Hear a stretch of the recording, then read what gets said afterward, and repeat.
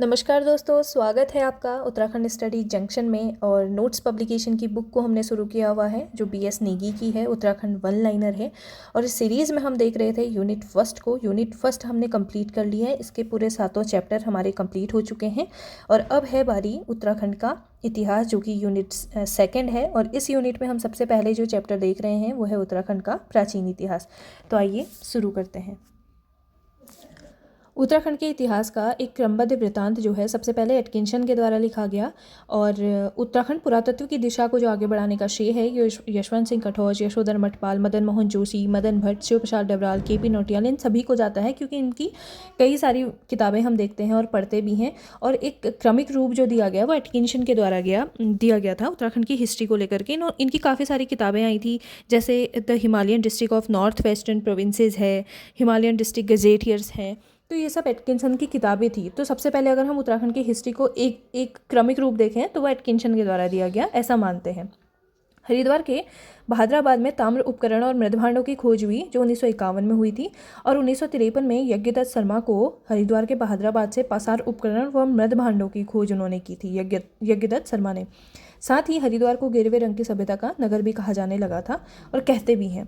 उत्तराखंड से प्राप्त प्रस्तर उपकरण, प्रस्तर यानी कि पाषाण उपकरण जो हैं, उसमें स्केपर, छेनी और कन्नी आदि जो इतिहासकारों ने ये जो चीज़ें यहाँ पे मिली, इन्हें प्लेक वर्ग में रखा है। प्लेक वर्ग यानी कि जो आदि ऐतिहासिक काल के अंतर्गत आता है। आदि ऐतिहासिक काल में क्या था कि आदि मानव ने जो पत्थर से उपकरण बनाना शुरू कर दिया था अपने शिकार करने के लिए। तो उस वर्ग में इन चीज़ों को, प्रस्तर उपकरणों को प्लेक वर्ग में रखा गया है।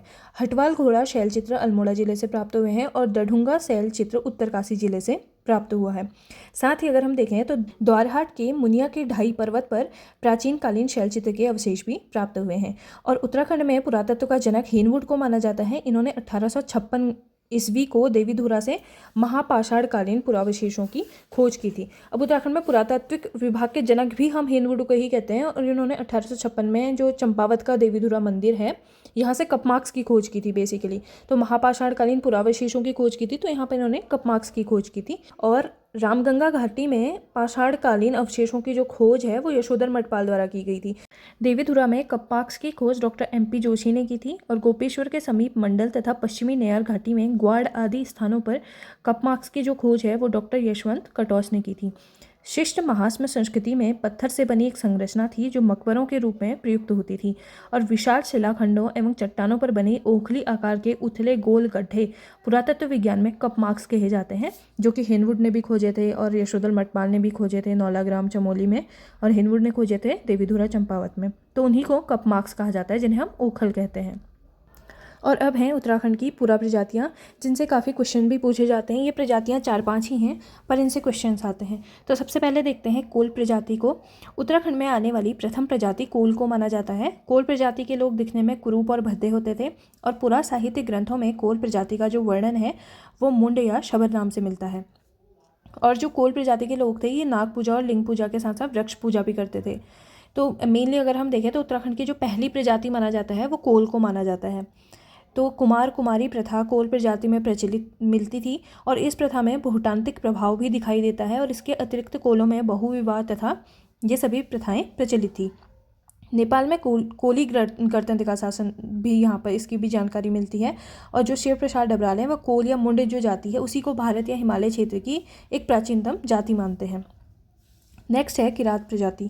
कोल के बाद उत्तराखंड में किरातों के आधिपत्य की जानकारी मिलती है, और इन्हें किन्नर या कीर भी कहा जाता है। और स्कंद पुराण में किरातों को भिल्ल कहा गया है, और इनकी जो बोली या भाषा है उसे मुंडा कहा गया है। और इनका जो मुख्य खाद्य है वो सत्तू है। किरात प्रजाति कैसी थी? भ्रमणकालीन थी, पशुपालक थी और आखेटक प्रजाति थी, शिकार करके खाती थी। और महाभारत के वन पर्व के अनुसार किरातों ने अपने नेता शिव के झंडे के नीचे अर्जुन से युद्ध किया था। और किरातों के साथ अर्जुन का जो ये युद्ध है वो विल्व केदार नाम के स्थान में हुआ था, जिसे अब शिवप्रयाग भी कहा जाता है। बाणभट्ट की कादंबरी रचना में हिमालय क्षेत्र में किरातों के निवास स्थान की पुष्टि होती है कि हाँ, किरात यहाँ पर रहते थे। और कालिदास के रघुवंश महाकाव्य में भी किरातों का वर्णन मिलता है। वर्तमान में अशकोट व डीडीहात नामक जो स्थान है वहाँ पर किरातों के वंशज अभी भी रहते हैं। जॉर्ज गियर्सन ने किरातों को हिमालय क्षेत्र की प्राचीनतम जाति माना। जॉर्ज गियर्सन ने अपनी किताबें लिखी कई सारी, उन्होंने उत्तराखंड के इतिहास का बहुत गहन अध्ययन किया था। तो उन्होंने किरातों को ही अपनी उत्तराखंड का एक प्राचीनतम जाति माना था। और राहुल सांकेतायन के ग्रंथ हिमालय परिचय में किरातों में संयुक्त परिवार प्रथा, पुनर्जन्म, जादू टोना, इन सब में विश्वास रखने का भी वर्णन मिलता है। और मेगास्थनीज की पुस्तक जो इंडिका है उसमें भी किरातों का वर्णन देखने को मिलता है। तो किरात भी इस यहाँ पर प्रजाति रहती थी, पर कोल को जो है शिव प्रसाद डबराल ने कोल को प्रथम प्रजाति माना है। बाकी शिव प्रसाद डबराल ने, राहुल सांकेतायन ने इनको यहाँ पर प्रजाति माना है कि ये किरात भी थे, कि कोल के बाद किरात आए थे। अब आ जाता है खश। तो किरातों के बाद उत्तराखंड में खश प्रजाति का उल्लेख मिलता है और खशों को 1885 ईस्वी में शूद्र वर्ग में सम्मिलित किया गया है। महाभारत के सभा पर्व के अनुसार खश लोग महाभारत के युद्ध में कौरवों की ओर से लड़े थे। और राजशेखर की काव्य मीमांसा के अनुसार उस समय मध्य महाभारत के कार्तिकेयपुर नगर में खशाधिपति का राज्य था। कार्तिकेयपुर नगर में खशाधिपति का राज्य था, मतलब मध्य हिमालय के क्षेत्र में। तो कार्तिकेयपुर उसके बाद उसका पतन होना शुरू हो जाता है ना, तो जब पतन हो जाता है तो अलग अलग पार्ट्स में डिवाइड हो जाता है अलग अलग जगह पर। तो जो मध्य हिमालय का क्षेत्र था वहाँ पर कहते हैं कि खशाधिपति का राज्य था। और वृहत संहिता में खशों को तंगा भी कहा गया है। और घर जमाई प्रथा, पशु बलि प्रथा ये खशों में प्रचलित थी। और खसों की विधवा किसी भी पुरुष को अपने घर में रख सकती थी, जिसे टिकवा कहते थे। झटेला प्रथा खसों में व्याप्त थी। जैसे कोई स्त्री किसी दूसरे व्यक्ति से शादी करती थी तो उसके पहले पति से उत्पन्न पुरुष को झटेला कहा जाता था। तो इस तरीके की प्रथाएं इनकी थी। खस लोग अपनी ज्येष्ठ पुत्री को मंदिरों में दान कर देते थे, जिसे देवदासी प्रथा कहते थे। वह जेठू प्रथा में खसों के द्वारा ज्येष्ठ पुत्र को उत्तराधिकारी बनाया जाता था। गढ़वाल व कुमाऊं में बौद्ध धर्म का जो सबसे ज़्यादा प्रचार प्रसार हुआ वह खसों के समय ही हुआ था। यानी कि खसों के समय पर ऐसा कोई धर्म वाला यहाँ पर कट्टरता नहीं थी, तो बौद्ध धर्म का बहुत अधिक प्रचार प्रसार हुआ। अब देखते हैं शक जाति को। शक पश्चिम एशिया से आई हुई पशुपालक जाति थी और राहुल सांकेतायन के अनुसार जो शक हैं वो खस का ही एक अपभ्रंश है। और उत्तराखंड के अधिकांश सूर्य मंदिरों से भी इस जाति के साक्ष्य प्राप्त होते हैं। कहते हैं कि जो शक थे उनके समय पे सबसे ज़्यादा सूर्य मंदिरों का निर्माण यहाँ पर हुआ था। अब देखते हैं भोटांतिक या शौका प्रजाति को। काली नदी घाटियों में रहने वाली भोटिया प्रजाति को शौका कहते हैं, जो एक व्यापारिक प्रजाति थी। और 1962 ईस्वी तक भोटिया लोग तिब्बत से व्यापार करते थे। 1914 में तिब्बत व अंग्रेजों के बीच में एक समझौता हुआ था, जिसके आधार पर भोटिया जाति को तिब्बत से व्यापार करने की छूट प्राप्त हुई थी। और भोटांतिक की अनेक उपजातियां भी हैं, जैसे गरबियाल, गुंजियाल, मर्तोलिया, टोलिया, पंगती, कुटियाल, दैताल, और ये सब जातियां अभी भी हमें देखने को मिलती हैं। भोटिया की जो उपजाति है राठ या संगोत्र में विभक्त थी। और राठ को भोटिया के लोग बिरादरी का सूचक मानते थे। इसमें आने वाले परिवारों के बीच वैवाहिक संबंध स्थापित नहीं होते थे। और ये चीज़ तो हमारे अपने कल्चर में भी हम लोग इस चीज़ को मानते हैं कि अपनी बिरादरी में हमारी जो शादी विवाह है वो नहीं होता है। रन-बन प्रथा का प्रचलन दारमा व ब्यास घाटी में रहने वाले भोटांतिकों में है। भोटिया लोग घुरमा देवता की पूजा वर्षा देवता के रूप में और घबला देवता की पूजा संपत्ति व्यापार के रूप में करते हैं। घुरमा देवता की पूजा की जाती है वर्षा के रूप में और घबला देवता की पूजा की जाती है संपत्ति और व्यापार के रूप में। भोटांतिकों के समूह को स्थानीय भाषा में कुंच कहा जाता है। और भोटिया उत्तराखंड की जनजातियों में से एक प्राचीनतम जनजाति है। तो भोटिया जनजाति या शौका जनजाति जो है इससे काफ़ी सारे क्वेश्चन पूछे जाते हैं, इनके कल्चर से लेकर, इनके उत्सव से लेकर के, तो ये काफ़ी इम्पोर्टेंट हो जाता है। और अब हम देखते हैं उत्तराखंड इतिहास के कालखंड। उत्तराखंड के इतिहास की जानकारी के स्रोत। तो इतिहास को हमने 3 भागों में बांट रखा है, प्रागैतिहासिक काल, आदि ऐतिहासिक काल और ऐतिहासिक काल। आदि ऐतिहासिक काल को भी हम इसमें 2 पार्ट्स में डिवाइड करते हैं। एक वो पुरातात्विक स्रोत जैसे कि हमें मिले ताम्र उपकरण, पाषाण उपकरण, हमारे मृद भांड जो हमें मिले हैं वो। और दूसरे हमारे साहित्यिक स्रोत जैसे हमारे ग्रंथ, हमारे वेद, हमारे उपनिषद और रामायण महाभारत जैसी चीज़ें, जहाँ पर हमारे इतिहास के, उत्तराखंड के इतिहास के स्रोत मिलते हैं या उनकी जानकारियाँ मिलती हैं। आदि पूर्वज 2 समूहों में रहते थे, एक थे रामापिथेकस और दूसरे थे ऑस्ट्रेलोपिथेकस। तो रामापिथेकस वो थे जो घने जंगलों में निवास करते थे और ऑस्ट्रेलोपिथेकस वो थे जो मैदानों में रहने लग गए थे, पशुपालन करने लग गए थे, खेती करने लग गए थे और विकसित होकर जो वर्तमान मानव में तब्दील हो गए वो ऑस्ट्रेलोपिथेकस कहलाए। और अब हम देखते हैं कि प्रागैतिहासिक काल से हमें उत्तराखंड के इतिहास की क्या क्या जानकारियाँ मिलती हैं। अल्मोड़ा के कालामाटी व मल्ला पैनाली नामक स्थान पर प्रागैतिहासिक कालीन शैल चित्र मिले हैं। और यशोधर मठपाल ने नैनीताल में खुटाली नाला से पाषाणकालीन उपकरणों की खोज की। साथ ही उत्तरकाशी के यमुना घाटी में स्थित हुडली नामक स्थान से नीले रंग में चित्रित शैल चित्र प्राप्त होते हैं और इन शैल चित्रों में नीले रंग का प्रयोग हुआ है। मेहरू उडियार रामगंगा घाटी में जो है यहाँ से भी चित्र प्राप्त होते हैं, लेकिन अभी ये चित्र क्या है वर्तमान में मिट चुके हैं। अगर हम इनमें शैल चित्रों की बात करें तो हमें शैल चित्रों में सबसे पहले हम पढ़ते हैं लाखू गुफा को। लाखू गुफा की जो खोज है 1968 में डॉक्टर MP जोशी ने की थी और लाखू गुफा कहाँ पर है? अल्मोड़ा के बाड़ेछीना के निकट दल बैंड पर शुयाल नदी के किनारे लाखू गुफा स्थित है। लाखू गुफा में पशुओं और मानवों के रंगीन शैल चित्र प्राप्त होते हैं और जिन शैल चित्रों में 3 प्रकार के रंगों सफ़ेद, लाल और काले रंग का प्रयोग हुआ है। लाखू गुफा में मिले शैल चित्रों की तुलना कुछ विद्वान भीमबेटका शैलाश्रयों से करते हैं और यहाँ से नागफनी के आकार का एक भव्य शिलाश्रय भी प्राप्त हुआ है। लाखू उडियार के शैल चित्रों का मुख्य विषय सामूहिक नृत्य है, यानी कि एक नृत्यक मंडली दिखाई गई है। और यशवंत सिंह कटौच के अनुसार लाखू गुफा द्विखंडी संरचना में बनी हुई है और 1982 में यशवंत सिंह कटौच ने लाखू उडियार से 7 मानव आकृतियों की भी खोज की थी। बेसिकली जो हमारी लाखू गुफा की खोज हुई है ये अल्मोड़ा के पास में शुयाल नदी के किनारे है, जहाँ से हमें मानव और पशुओं के रंगीन चित्र प्राप्त होते हैं, जिसमें लाल, काला और सफ़ेद रंग का प्रयोग हो रखा है। और इसमें क्या है कि इसकी तुलना भीमबेटका की शैलाशय से कर रखी है, क्योंकि भीमबेटका में भी गुफाएं हैं तो उनसे इसकी तुलना कर दी है।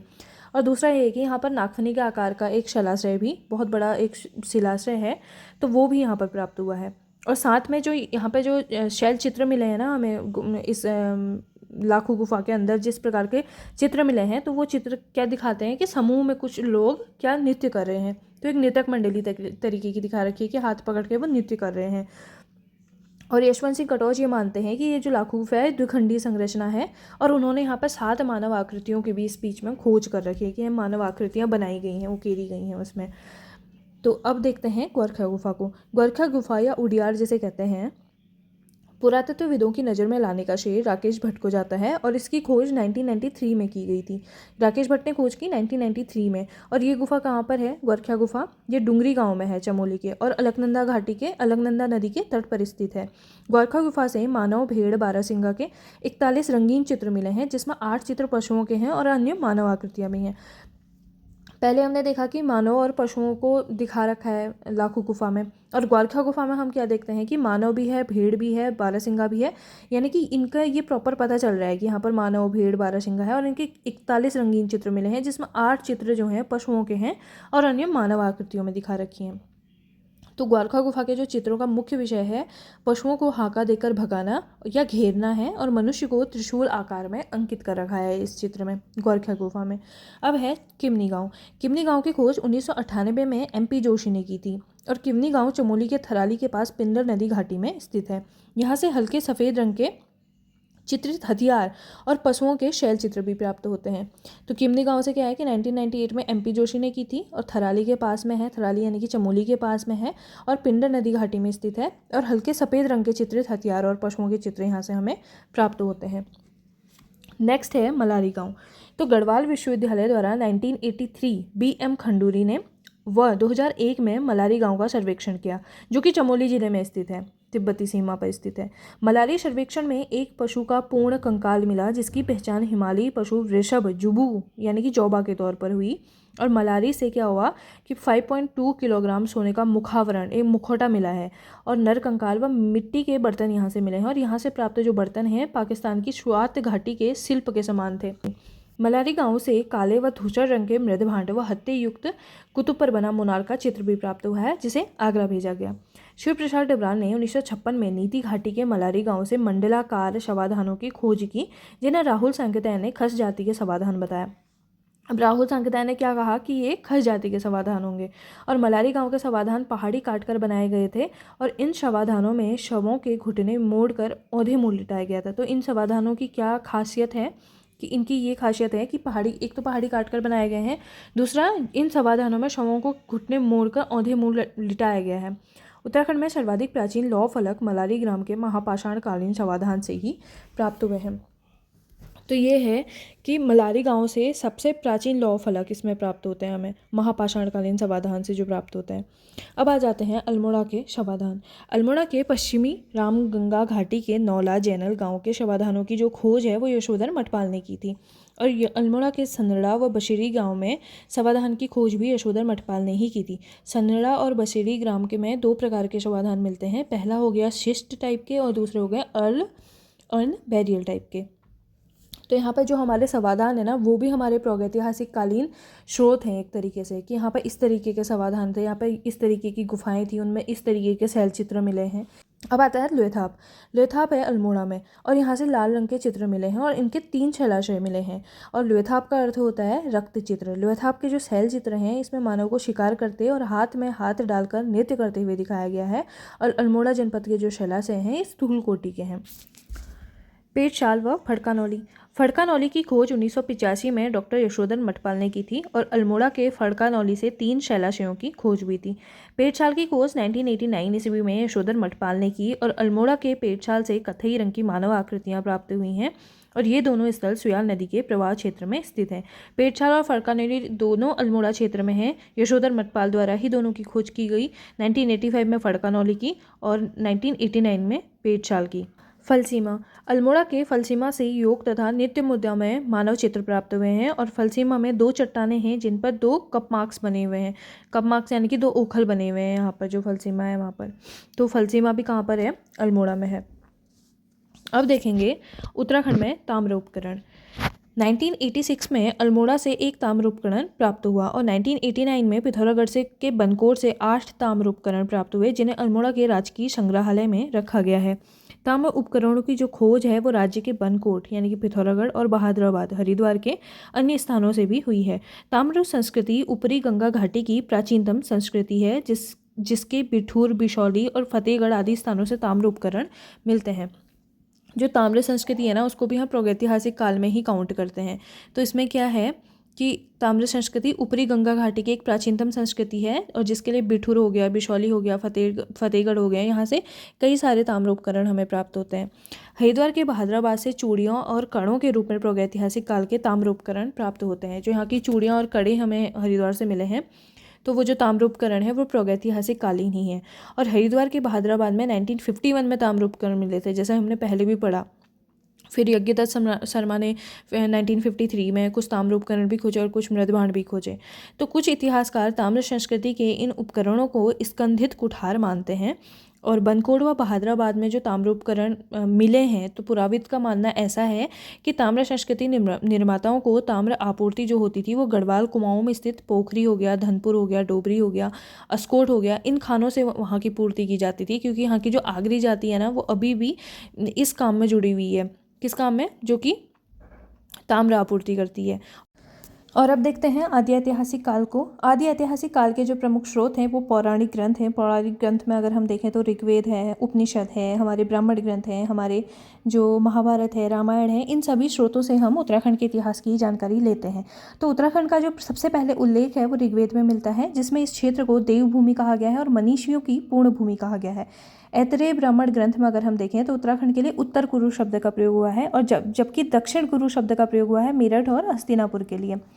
कौशिकी ब्राह्मण ग्रंथ में देखें तो वाक देवी का जो निवास स्थान है वो बद्रिकाश्रम को बताया गया है और स्कंद पुराण में 5 हिमालयी खंडों का भी वर्णन मिलता है जैसे नेपाल हो गया, केदारखंड हो गया, मानसखंड हो गया, कश्मीर हो गया, जलंधर हो गया, तो इनका वर्णन इसमें मिलता है।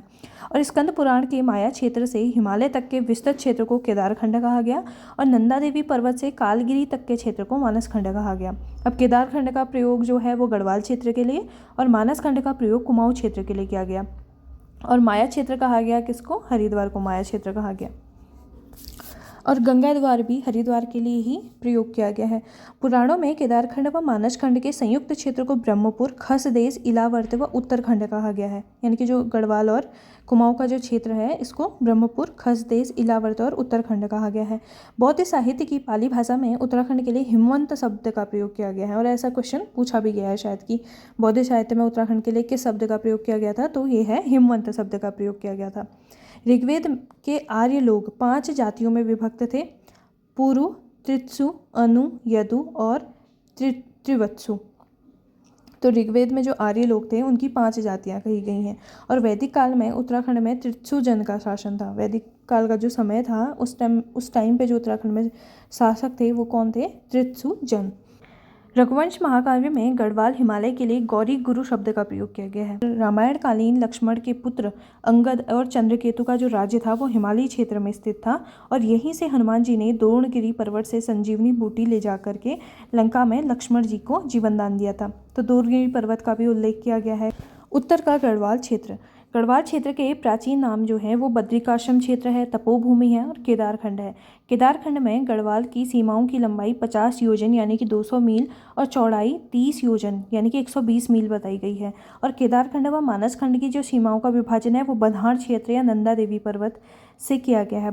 केदारखंड गंगा द्वार से हिमालय व तमसा या टोंस नदी से बौद्धांचल या नंदा देवी तक फैला हुआ था।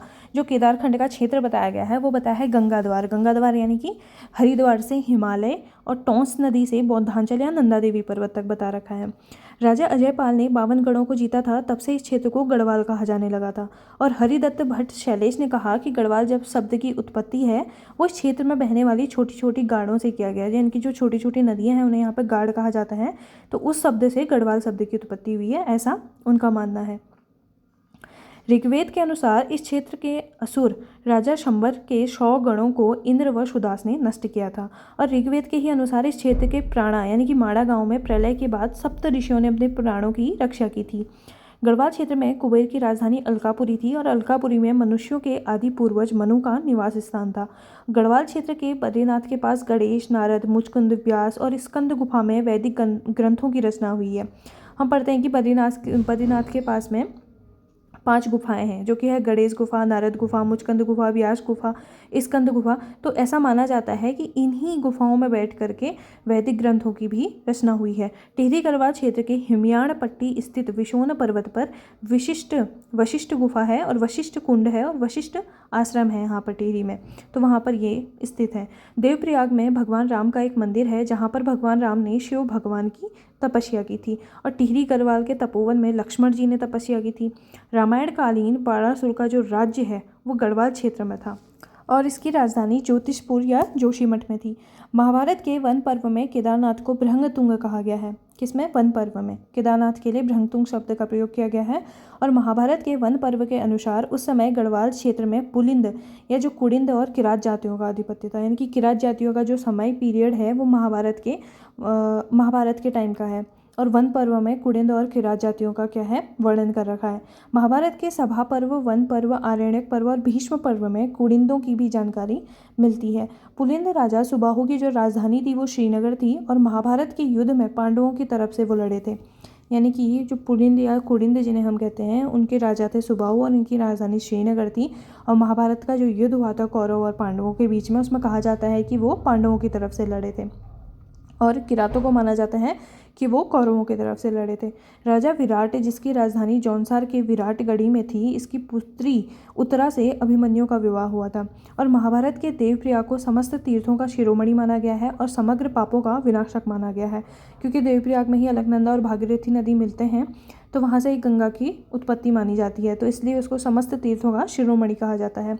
श्रीनगर को महाभारत में सुबाहु पूर्व श्री क्षेत्र कहा गया है। आदि पर्व के अनुसार अर्जुन का जो विवाह है वो नागराज कौरवी की कन्या उलूपी से गंगा द्वार में हुआ था। और महाभारत काल में गंगा द्वार में नागराज कौरवी का तथा श्रीनगर में सुबाहु और मंदाकिनी के उत्तर में असुर बाणासुर का शासन था। महाभारत के अनुसार जो गंगा द्वार है, हरिद्वार में नागराज कौरवी का शासन था और श्रीनगर में सुबाहु का शासन था। और मंदाकिनी के उत्तर में, मंदाकिनी कहाँ पर बहती है? रुद्रप्रयाग में, तो उसके उत्तरी क्षेत्र में जो असुर है बाणासुर, उसका शासन था। वन पर्व के अनुसार रोमस लिसी के 7 पांडव गढ़वाल क्षेत्र में आए थे। अब महाभारत के वन पर्व में ये वर्णन किया गया है कि लोमश ऋषि के साथ ही जो पांडव हैं वो गढ़वाल क्षेत्र में आए थे। और प्राचीन काल में गढ़वाल क्षेत्र में बद्रिकाश्रम और कर्णवाश्रम नाम के 2 प्रसिद्ध विद्यापीठ थे, एक था बद्रिकाश्रम, दूसरा था कर्णवाश्रम। और ऋग्वेद में उत्तराखंड क्षेत्र का नाम उशीनगर भी मिलता है और बौद्ध साहित्य में महात्मा बुद्ध का उशरी ध्वज जाने का भी उल्लेख मिलता है, जिसकी पहचान कनखल से की जाती है। अब उशरी ध्वज जाने का उल्लेख मिलता है किसका? महात्मा बुद्ध का। और उशरी ध्वज को क्या कहा गया? कनखल। कनखल कहाँ है? हरिद्वार में। तो इन चीज़ों का इस तरीके से यहाँ पर उत्तराखंड के इतिहास का वर्णन कर रखा है। और अब हम देखेंगे प्राचीन विद्यापीठ कर्णवाश्रम को। कर्णवाश्रम पौड़ी जनपद कोटद्वार में स्थित दुष्यंत व शकुंतला के प्रेम प्रसंग के कारण प्रसिद्ध है। शकुंतला गुरु विश्वामित्र व अप्सरा मेनका की पुत्री थी और राजा दुष्यंत हस्तिनापुर के शासक थे। कर्णवाश्रम में चक्रवर्ती सम्राट राजा भरत का जन्म हुआ और कर्णवाश्रम में महाकवि कालिदास ने अभिज्ञान शाकुंतलम ग्रंथ की रचना की और यह मालिनी नदी के तट पर स्थित है। तो हमें पता है कि कर्णवाश्रम जो है वो दुष्यंत और शकुंतला का एक प्रेम प्रसंग वहाँ पर था। और जो हमारे देश का नाम भारत है चक्रवर्ती राजा भरत के नाम पर, तो उन्हीं के नाम पर रखा गया। और कालिदास ने इसके ऊपर एक किताब लिखी जिसका नाम था अभिज्ञान शाकुंतलम। कण्वाश्रम का वर्तमान नाम चौकी घाट है और कण्वाश्रम के कारण कोटद्वार नगर निगम एक बनाया गया और उसका नाम रखा गया कण्व नगरी। और कण्वाश्रम या चौकी घाट में बसंत पंचमी के दिन क्या लगता है, मेला लगता है। उत्तर प्रदेश के भूतपूर्व मुख्यमंत्री डॉक्टर संपूर्णानंद ने सन 1955 में इस स्थान का पुनरुद्धार करके यहाँ पर मालिनी नदी के तटस्थ टीले पर एक छोटा सा मंदिर भी बनवाया है। अगला है उत्तराखंड का कुमाऊं क्षेत्र। कुमाऊं क्षेत्र का प्राचीन नाम मानसखंड व कुर्मांचल था। पौराणिक कथाओं के अनुसार चंपावत के क्रांतेश्वर पर्वत पर भगवान विष्णु का कूर्मा या कच्छप अवतार हुआ था और क्रांतेश्वर पर्वत के नाम पर ही मानसखंड के इस क्षेत्र को कुर्मांचल कहा गया। कुर्मांचल संस्कृत नाम आगे चलकर प्राकृत में कुमु और हिंदी में कुमाऊं हो गया। कुर्मांचल का सर्वप्रथम अभिलेखी उल्लेख कल्याण चंद के चंपावत स्थित नागनाथ मंदिर शिलालेख में मिलता है। कि कुर्मांचल शब्द का सबसे पहला उल्लेख कहाँ पर मिलता है, कल्याण चंद के चंपावत स्थित नागनाथ मंदिर के शिलालेख में। चंद शासक रुद्रचंद के नाटक उषा रागोदय में भी कुर्मागिरी शब्द का उल्लेख किया गया है, जो कि कुमाऊं के लिए है।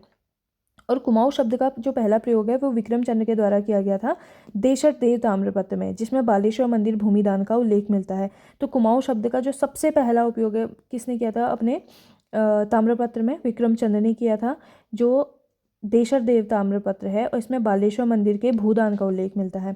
स्कंद पुराण के मानस खंड का प्रारंभ राजा जन्मेजय तथा सूत पौराणिक के बीच एक संवाद से होता है। और ब्रह्मा व वायु पुराण के अनुसार कुमाऊं क्षेत्र में किरात, गंधर्व, किन्नर, यक्ष, नाग और विद्याधर जातियां भी निवास करती थी। अल्मोड़ा का जाखन देवी मंदिर इस क्षेत्र में यक्षों के निवास की पुष्टि करता है। और कुमाऊं क्षेत्र में बी नाग या बैरी नाग, काली नाग, पिंगल नाग, वासुकी नाग आदि जो मंदिर हैं ये नाग जाति के निवास की पुष्टि करते हैं। तो यहाँ पर कई सारे नाग के नाम पर मंदिर भी हैं जो नाग जाति के निवास की पुष्टि करते हैं। नाग मंदिरों में जो सबसे प्रसिद्ध नाग है वो बी नाग या बैरी नाग मंदिर है, जो कि पिथौरागढ़ जिले में है। और मानस खंड के अनुसार जागेश्वर धाम में भगवान शिव ने तपस्या की थी और कार्तिकेय का जन्म भी यहीं पर हुआ था, ऐसा माना जाता है।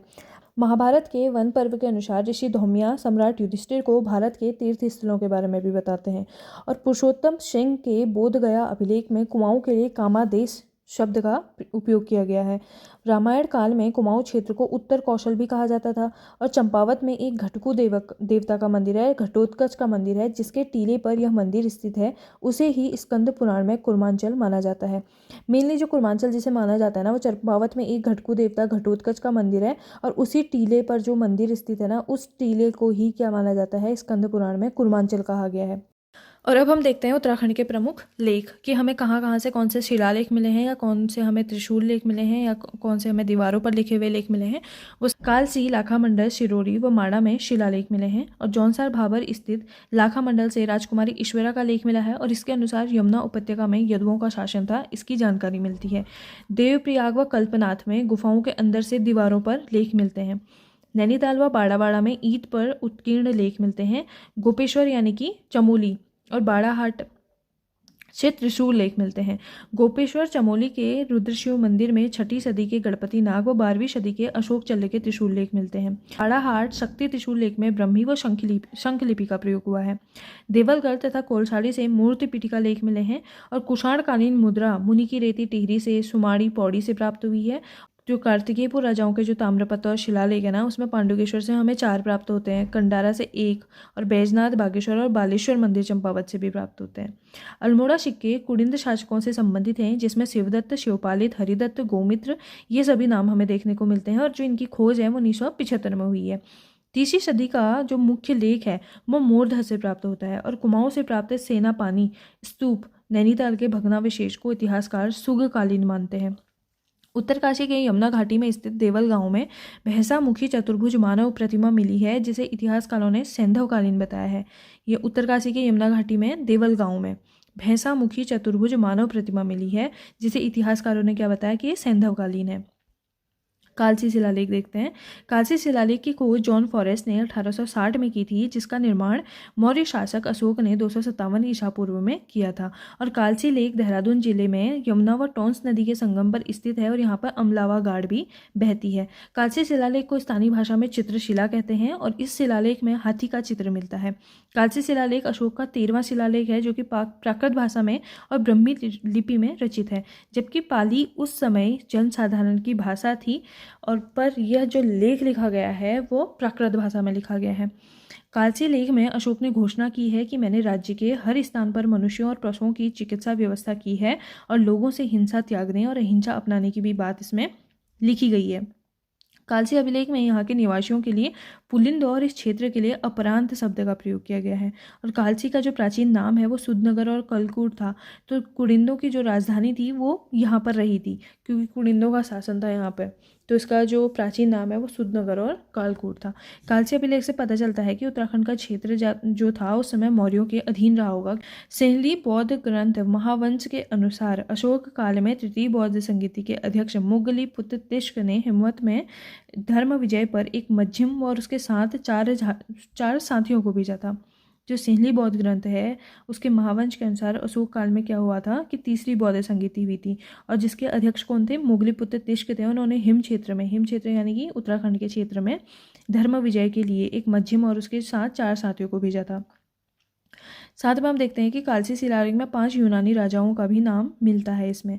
और सिरमौर इतिहास के अनुसार कालसी सिरमौर साम्राज्य की एक राजधानी रही थी और सिरमौर के शासक करम प्रकाश ने लगभग 1621 ईस्वी में अपनी राजधानी कालसी से नाहन स्थानांतरित की थी। तो कालसी उसकी भी राजधानी रही थी वहाँ पर। अगर हम शिलालेखों की शब्दावली उस टाइम की देखें तो पल्लिका छोटे ग्राम के लिए यूज़ कर रखा है शब्द, भृत्य शब्द यूज़ कर रखा है सेवक के लिए, कोटपाल यूज़ कर रखा है गढ़रक्षक के लिए, अक्षपटलिक यूज़ कर रखा है लेखा परीक्षक के लिए, तालुका यूज़ कर रखा है तहसील के लिए, महत्तम कहा गया है ग्राम के शासक को, प्रतिहार है द्वार रक्षक, बालाध्यक्ष है सेना नायक, कुलचारिक है तहसीलदार और महादंड नायक है प्रधान सेनापति। दोबारा अगर हम इसे देखें तो छोटे ग्राम के लिए पल्लिका, सेवक के लिए भृत्य, गढ़ रक्षक के लिए कोटपाल, लेखा परीक्षक के लिए अक्षपटलिक और तहसील के लिए तालुका और ग्राम शासक के लिए महत्तम, द्वार रक्षक के लिए प्रतिहार, सेना नायक के लिए बलाध्यक्ष और तहसीलदार के लिए कुलचारिक और प्रधान सेनापति के लिए महादंड नायक। इन शब्दों का इसमें प्रयोग कर रखा है। तो यहाँ पर हमारा कंप्लीट होता है उत्तराखंड का प्राचीन इतिहास और साथ में हम आपको करवा रहे हैं उत्तराखंड की MCQ सीरीज़ जो कि नोट्स पब्लिकेशन की ही है। अभी इसका 3rd एडिशन आया है वो करवा रहे हैं, तो आप प्लेलिस्ट में जाकर एक बार चेकआउट कर सकते हैं। और अगर आपका कोई सजेशन है तो आप वो भी हमें कमेंट बॉक्स में बता सकते हैं और हमें ये भी बताएं कि आपको हमारी ये बुक रिवीजन की शुरुआत कैसी लगी। आप उन सभी अपने फ्रेंड्स को इस बुक को और इस वीडियो को शेयर कर सकते हैं जो भी उत्तराखंड की बुक का एक क्विक रिवीजन करना चाहते हैं। और अभी के लिए इतना ही, बाकी मिलते हैं आपसे नेक्स्ट वीडियो में।